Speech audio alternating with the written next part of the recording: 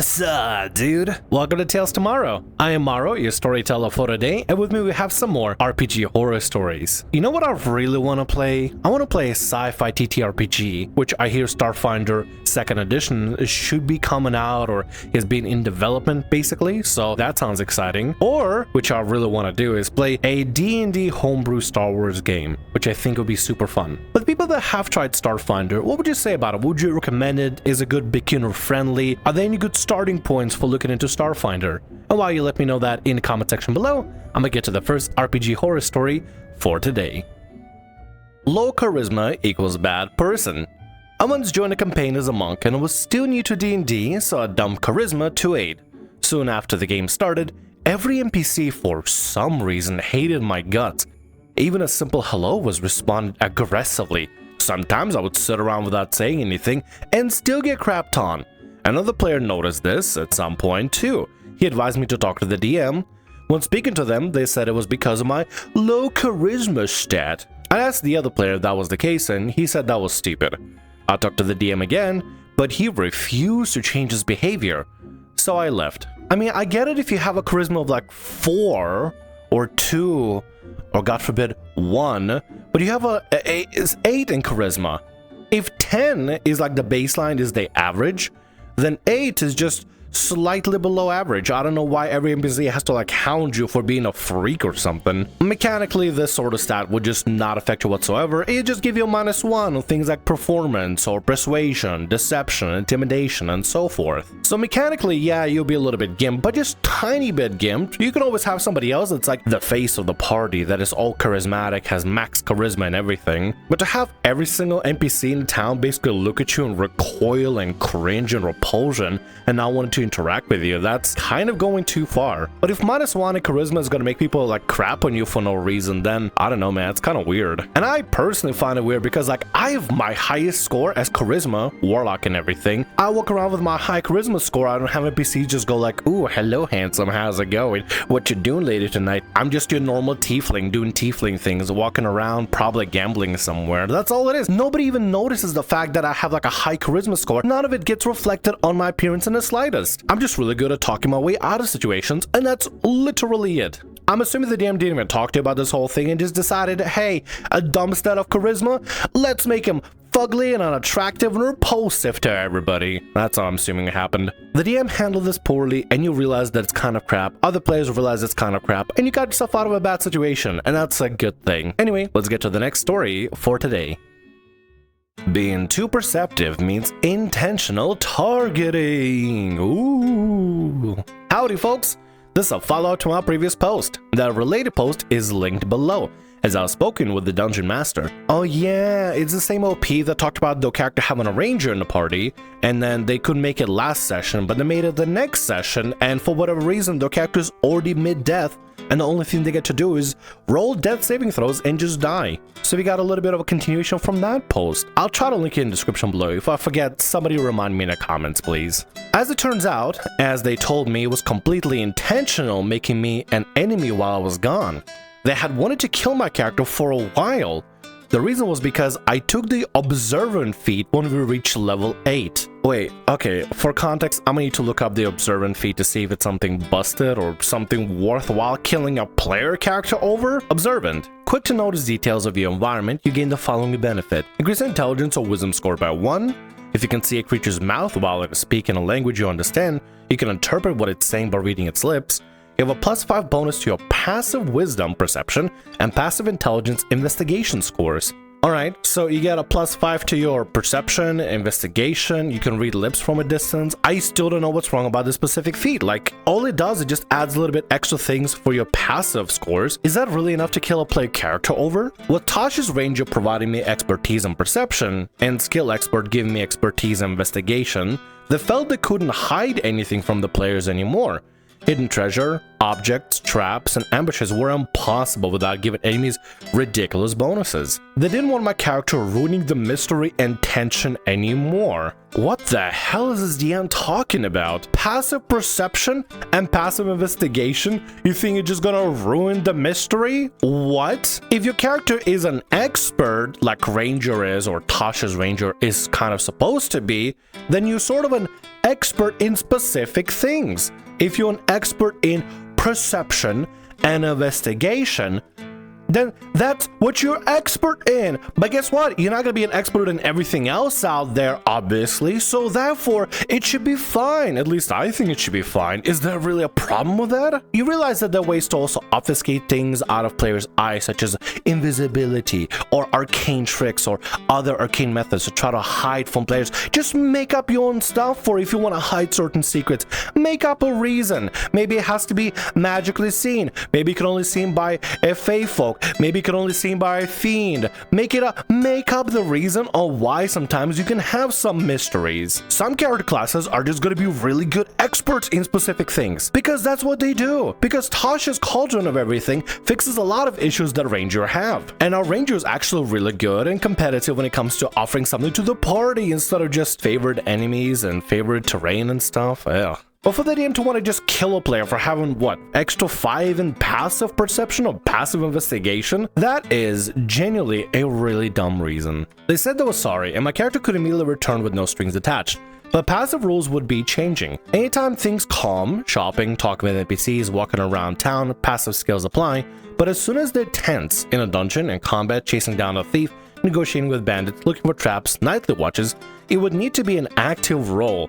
Passive investigation and perception no longer mattered in those situations or acted as skill floor. This is just silly, dude. Hey, yeah, your character can come back, but as long as you don't get benefits from your Observant feed, because I guess you picked Observant feed for a reason, but it's too much for me to handle. Dude, it's just passive perception. Player grabbed it for a reason, just work around it. Maybe don't let players get ambushed because they now have somebody watching over. But if they decide not to watch over, that's kind of an issue for them. Don't see the players' feats and different skills as like a hurdle for you to clear.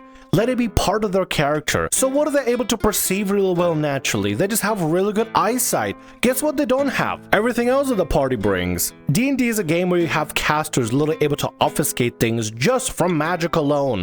Having one guy just be able to see really good and investigate really good is not going to break your game. If anything, it might be a good thing. Maybe the specific player will be able to tell the players exactly what's going on and be able to let them know that, hey, this path looks a little bit wrong, but this path is a little bit of a mystery. You are the DM. You shouldn't be intimidated and scared of a little observation feed. It just seems silly. Let the player be an expert and be able to notice things from really far away, because that's what they're really good at. Because it's the only thing they're going to be really good at compared to the rest of the party. But they're bringing something to the table. I understand completely. If it was like a feat that was like a homebrew feat that made things absolutely impossible to play and the player was just absolutely invincible. But they're not invincible. They just get see really good and investigate really good. It's not going to destroy your game, but maybe suggest a different feat for your player. I don't know, alert feat, so they get the higher initiative and they can't be surprised. Or is that too much for you to handle, DM? Listen, I'm sorry for ripping on this DM, but like, it just seems silly. Observation feat is enough to want to kill a player over? That's ridiculous. Needless to say, I did not take them up on the offer. As for whether the rest did it intentionally or otherwise, I don't know, nor do I care at this point. Thanks for the support last time, and I hope y'all had a good new year. I'm happy for you. Leave and find a different DM that's not going to be threatened by observation feat. DM to DM to other DMs that are watching the video. Let me know in the comment section below. Am I underestimating the observation feat or something? Is the player making it into like a busted thing where it's like, excuse me, DM? I would totally be able to observe this trap and this ambush here, so technically we're not surprised anymore. Is that what it is? Is this one of the situations where they're afraid the players are just gonna like power game the ability to see? The ability to see is my greatest strength, DM, and I want to make sure, yeah, I get to see all the traps and all the ambushes and all the things coming up ahead of time, so I can call them out ahead of time, so we'll never be surprised. Like, am I underestimating the situation and the feat, or is this DM overestimating? Let me know in the comment section below. I'm gonna get to the next video for today. Creepy DM tries to inappropriately assault my character. I wanted to share one horror story that happened to me specifically in a homebrew campaign. Warning of in-game sexual harassment, assault. Please do not read if this is a trigger for you. This DM was one of our friends, and we are now not in touch with him anymore as the group, and I've fallen out with him for some related issues or other stories that can be easily published here. This happened a few years ago. We decided to play on a campaign created in full homebrew world by him as the first-time DM. I was playing a male halfling rogue. The story led us to a tavern run by a charming bard.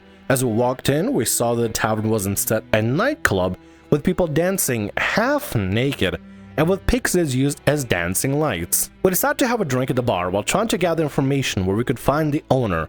As the interaction with the bartender was unsuccessful, I decided to go upstairs and try to see if I could find the owner in his office or some other rooms of the inn. I approached the room upstairs and knocked. I was greeted by a bulky and tall sailor NPC dressed in a sexy leather outfit.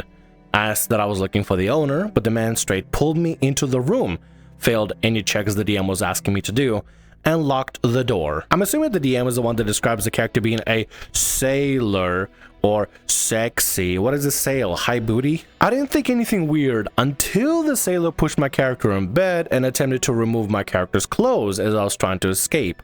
While I was very uncomfortable with the situation, I was kind of trusting my friend that he wouldn't do anything inappropriate, but as the scene was going on, I understood where he wanted to get. Hold on a second. How do you can trust your friend? They're literally undressing. What do you mean, trust them not to do anything inappropriate? They're literally stripping your character. What do you think they're gonna do? Just play naked Jenga together? He then kept my character pinned on the bed while trying to flirt with my character, calling him sweetheart or saying things like that. It wouldn't hurt, etc. Whoa, buddy. Hold on. That's not flirting. That sounds pretty inappropriate. Very sexual harassment. Beyond just like a touchy-feely kind of inappropriate talk, it's where you're actually pinning somebody down, stripping them, and saying it's not gonna hurt. That sounds very struggly snuggly, and that's not a good place to go to. That's not a good friend. I hope you don't talk to this friend anymore at all, because that's not a friend to have. Also, what's up with these crab DMs, dude? Which DM out there in the world says, hey, you know what? You know what'd be really sexy and romantic and flirty?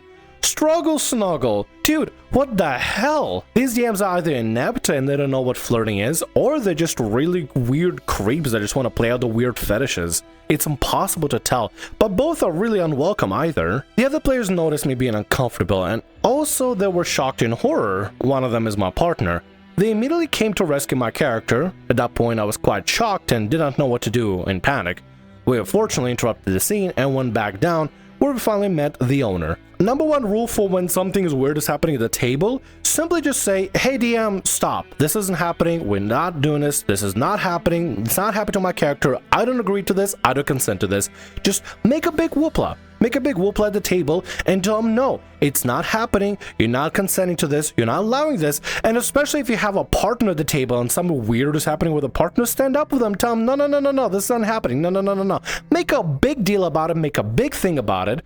And let the DM know loud and proud that you ain't cool with what's going on. Be very loud and be very against this weird action, because honestly, these sort of actions should not be tolerated at the table, any table, even if you have friends or not. If one of your friends is doing it, you may want to reconsider your friend circles, because clearly this friend sucks. At the time, I was also DMing a campaign where his character, the aforementioned charming bard, was obsessed with having sexual encounters with any breathing NPCs. On session 0, he was taking notes of all the female NPCs in town. I just told him that nothing of such would happen and I wouldn't include details on sex on my campaign, and he sounded disappointed. Oh boo-hoo, little Barty boy can't play his sex games anymore. Dude, if you want to look for that sort of thing, buy a hentai game on Steam. There are a bunch of them that are being sold. Or as I've been told. I wouldn't know anything about it. Totally not. He kept playing the game, although I was a bit stunned by the experience. On that day, my partner and I started thinking about leaving the game, but we didn't want to hurt our friend's feelings as he put loads of effort into creating the world and setting up the story for us. It sounds like the DM was setting up more of sexual encounters than the world and the story, or setting themselves up for fondling people. Ugh. But I had a conversation with him and I was adamant that such things should not be happening again in the future. and I told him to tone down the sex and such horrid encounters in his games, as it was not pleasant for many of us and disgusting to force characters with such things. We kept playing with him for a couple of months and had several other issues until the crap hit the fan for problems related to the way he was DMing and things the group was not happy with, similar to this horror story. We never spoke to him again. We kept playing with the rest of the group different other campaigns without him, and it's doing amazing. Plenty of more horror stories from that campaign, but this is the one I wanted to share with you that hit me the most. I'm glad you're not playing with somebody like that. I guess it's a lesson in understanding that even if you have friends that play TTRPGs, not every friend is going to be good with TTRPGs, or sometimes they reveal their weird creepy side or problematic side and they become kind of a butthole or terrible person to have at the table. It's always good to look out for these sort of things because you never know how people are gonna act. So some people, it's like they're locked away and the weird crap self is not revealed until you put them in a TTRPG for whatever reason, and I have no idea why. And force innocent bystanders to be part of this whole experience, I don't know why. Why is that a thing? I have no idea. For whatever reason, it's just like a weird pattern that unlocks. This weird degenerate pattern just unlocks in the primal brain, and they go, ooh, ooh, ooh, ooh. Me want bang, me want bang, me want sex stuff. And there's nothing wrong with having sex in games, honestly. I don't think that's a problem whatsoever. It can be done tastefully. As long as it's done tastefully and everybody is okay with it at the table, do whatever you want.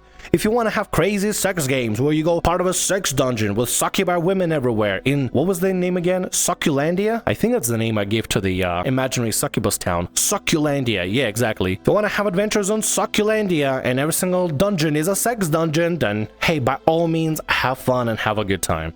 But don't force it on people that aren't consenting and aren't okay to this whole thing, man. Learn to read the room and learn to read people. If you have a friend that's going a little bit beyond normal and does some really weird scummy things because we're friends after all, it's fine, then you should probably cut contact with those specific friends. And with that, that's going to be all our stories for today. I want to thank you very much for watching, and thanks so much for being here. If you like what I do, consider subscribing to the channel and leaving a like. Also, if the RPG Horror Stories ever goes down, or if you want to submit your own personalized horror story, email is down in the description below. I'll see you again in more Tales Tomorrow.